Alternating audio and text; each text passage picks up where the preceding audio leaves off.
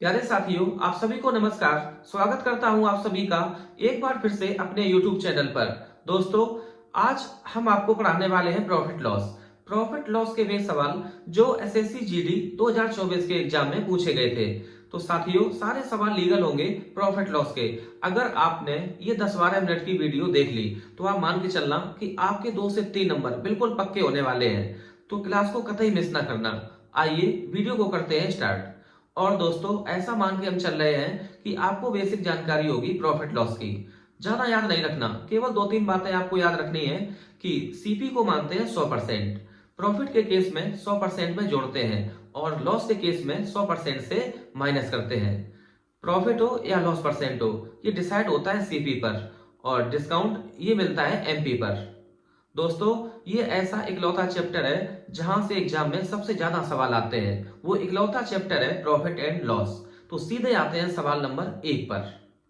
आप बोर्ड पे न जाना, बोर्ड भले ही नॉर्मल है लेकिन तरीके अपने बेहद स्मार्ट हैं। आज की क्लास का पहला सवाल, यदि कुल वस्तुओं का 70% 20% के लाभ पर बेचा जाता है और शेष वस्तुओं को 10% की हानि पर बेचा जाता है तो कुल लाभ परसेंट कितना होगा। दोस्तों, प्रॉफिट लॉस का ये बहुत ही फेमस सवाल है और ये सवाल मुश्किल से 10 सेकंड का। देखो कैसे। कुल वस्तुओं का 70%, तो आपको ऐसे लिखना है 70/100। इनको बेच रहे 20% के प्रॉफिट पर, तो इंटू करा दो 20 से, प्लस शेष वस्तुएं बची हैं 30%, तो 30/100। इनको बेच रहे 10% की हानि पर, तो हानि है तो -10। प्रॉफिट के लिए प्लस और हानि के लिए माइनस, -10। इसको करते सॉल्व, तो 20×5 = 100। 5 से डिवाइड करेंगे 70 को तो आ जाएगा 14 और 0 से ये 0 कैंसिल, 0 से ये 0 कैंसिल, तो यहां से आएगा -3। 14 से 3 घटाएंगे तो वैल्यू आएगी पॉजिटिव में 11, तो 11% प्रॉफिट हो जाएगा। यही इस सवाल का बिल्कुल सही उत्तर। तो आपको ऐसे ही करना है। ऑप्शन नंबर ए ये करेक्ट। दोस्तों, एक और सवाल लेते हैं सेम ऐसे ही, और कोई भी तरीका ना लगाना आप इस टाइप के सवाल में। क्वेश्चन नंबर 2, यदि कुल मोबाइलों के 75% मोबाइल 20% हानि पर बेचे जाते हैं और शेष मोबाइल 30% लाभ पर बेचे जाते हैं तो कुल हानि प्रतिशत कितना होगा। तो सेम डिट्टो सवाल। अगर इस टाइप का सवाल आएगा तो साथियों हम लोग करेंगे जैसा हमने पहले वाला किया था। 75% की फ्रैक्शन 3/4,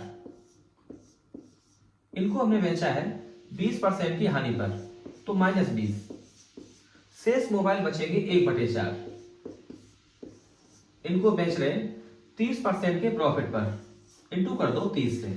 बस इसे हमें सोल्व करना है। 4 20 को डिवाइड करता है 5 बार, 5 3 15, तो माइनस का 15 प्लस 4 से डिवाइड करेंगे तो ये आ जाएगा 7.5, -15 से प्लस 7.5, तो ये आ जाएगा माइनस का 7.5%।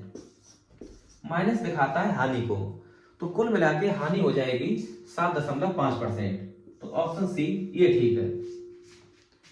अगर इसके अलावा आपने और कोई तरीका लगाया तो हो सकता है ये सवाल 1 मिनट से ज्यादा भी ले जाए। जितने सवाल हम लोग कर रहे हैं, अगर इससे बेहतरीन तरीके मिल जाए तो आप हमें कमेंट में जरूर बताएं। एक पुस्तक को उसके अंकित मूल्य के 5/12 पर बेचने पर 50% की हानि होती है। पुस्तक के अंकित मूल्य और क्रय मूल्य का अनुपात कितना होगा। अंकित मूल्य के 5/12 पर बेचने पर, तो अगर अंकित मूल्य 12 है, एमपी अगर 12 है तो एसपी हो जाएगा 5 के बराबर। दोस्तों, 50% की हानि होती है तो 5 की वैल्यू आ जाएगी 100 से 50 कम 50%। अगर 5 की वैल्यू 50% है तो एमपी की वैल्यू है 12 और 12 की वैल्यू हो जाएगी 120%।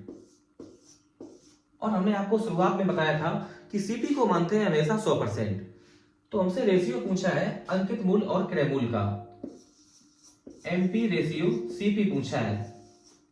एमपी आ गया 120% और सीपी 100%। हमें बताना है रेशियो। तो साथियों, परसेंट से ये परसेंट खत्म, 0 से ये 0 खत्म, 2 से काट देंगे तो यहां आ जाएगा 6 और यहां आ जाएगा 5। तो अंकित मूल्य और क्रय मूल्य में जो रेशियो आएगा वो 6:5। तो अपना उत्तर सही है, ऑप्शन नंबर डी ये करेक्ट। एक और सेम सवाल लिया है, सेम वैसे ही। एक पुस्तक को उसके अंकित मूल्य के 3/10 पर बेचने पर 16% की हानि होती है। पुस्तक के अंकित मूल्य और क्रय मूल्य का अनुपात कितना होगा?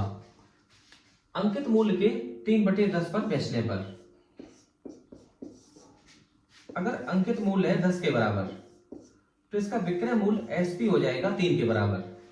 हानि हो जाती है 16% की, तो हानि के केस में 100% से माइनस करते हैं विक्रय मूल्य निकालते समय, और प्रॉफिट के केस में जब विक्रय मूल्य का मान निकालेंगे तो 100% में जोड़ते हैं, क्योंकि सीपी होता है 100%। तो 3 की वैल्यू आ जाएगी 100% से 16% कम 84% के बराबर। तो यहां से 1 की वैल्यू आ जाएगी 28 के बराबर।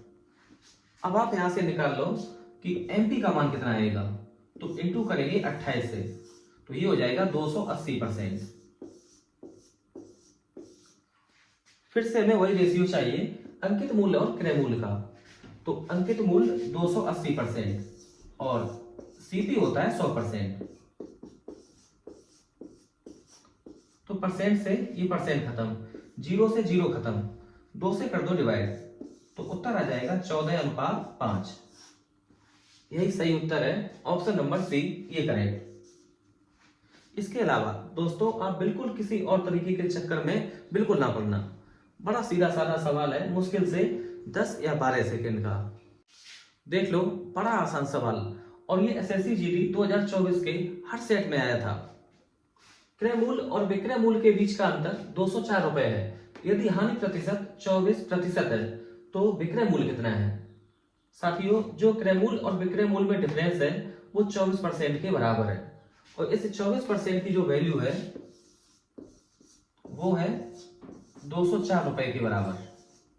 तो आप एक काम करो कि यहां आप डिवाइड कर दो 6 से, तो 6 को 24, 4% बराबर, ये हो जाएगा 6 18 और 6 को 24, 4% बराबर आ गया 34 रुपए के बराबर। और हमें चाहिए विक्रय मूल्य।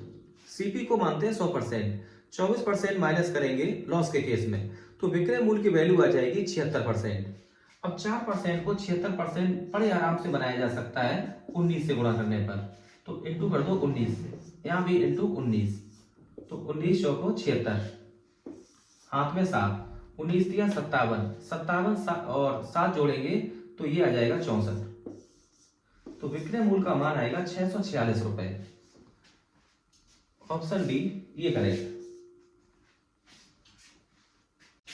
90% बच्चा इस सवाल में लग जाएगा सीपी के पीछे। दोस्तों, सीपी निकालने की कोई जरूरत नहीं है। एक बैग का विक्रय मूल्य 1056 रुपए है और लाभ परसेंट 20% है। यदि विक्रय मूल्य 800 रुपए है तो हानि परसेंट कितना होगा?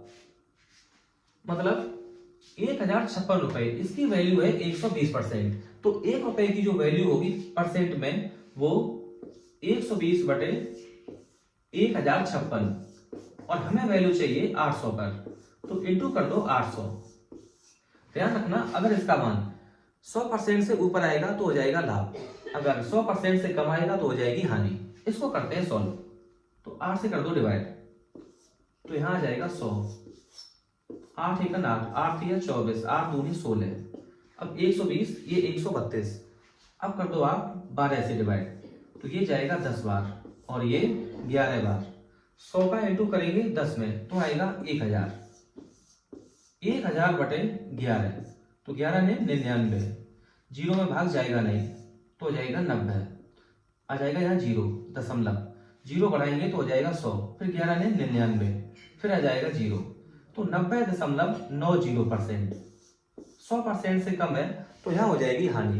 कितनी हानि? सीपी होता है 100%, तो 100% से हम लोग माइनस करेंगे 90.90, यहाँ जाएगा जीरो, 10 से 9 कम 1, और यहाँ 10 से यहाँ बचेगा 9, 9 से 0 कम होगा तो आएगा 9, तो लगभग 9.1%। तो अपना ऑप्शन सही है, ऑप्शन नंबर डी, ये करेक्ट है। 9.09, 9 का अगर एक पूर्णांक मान लें तो ये हो जाएगा 9.1%। तो सही उत्तर साथियों ऑप्शन नंबर डी। तो मुझे उम्मीद है कि अगर आपने ये क्लास देख ली, आप देख लेना 99% बिल्कुल सवाल इर्द गिर्द ही घूमेंगे एसएससी जीडी 2025 के एग्जाम में। तो साथियों, आज की वीडियो यहीं पर करते हैं खत्म। वीडियो अगर अच्छी लगी हो तो प्लीज इसको लाइक करें, शेयर करें। वीडियो को अंत तक देखने के लिए आपका दिल से धन्यवाद।